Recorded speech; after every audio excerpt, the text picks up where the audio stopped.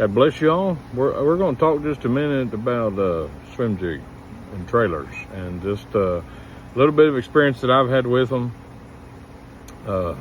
Ones I've been using here lately, bad boy jigs, swim jigs. We're going to talk specifically. The same thing applies to the quarter or the 3/8, either one. So this little trailer right here, this is a Rage Menace, probably the most popular. Okay, this type of trailer right here, because of the way it's flat and it has the double, what it's going to do is, not only is it going to give twice as much action, but it's going to keep your bait up high if you reel it at a steady pace. Plus it's also going to keep your jig pretty straight. Okay, so if you're throwing a jig through not mossy areas but heavy grass, lily pads, things that way, you may want this style of trailer, because what it tends to do is it keeps your bait straighter, and of course what it's going to do is it's not going to let it roll side to side very much.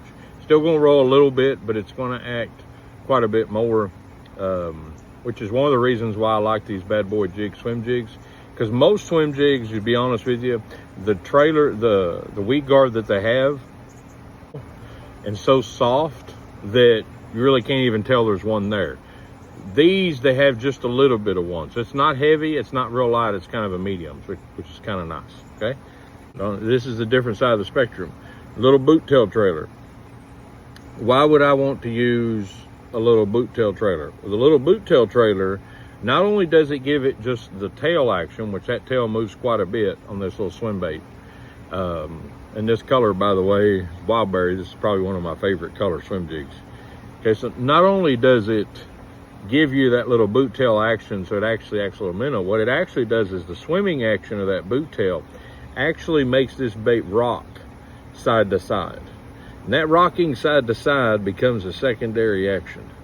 Not only is my bait just coming through the water like a swim bait, a spinner bait, or a underspin or something that way, but as soon as you put that little boot tail on there, it tends to cause that bait to rock. And when it does that, that bait comes alive, in my opinion.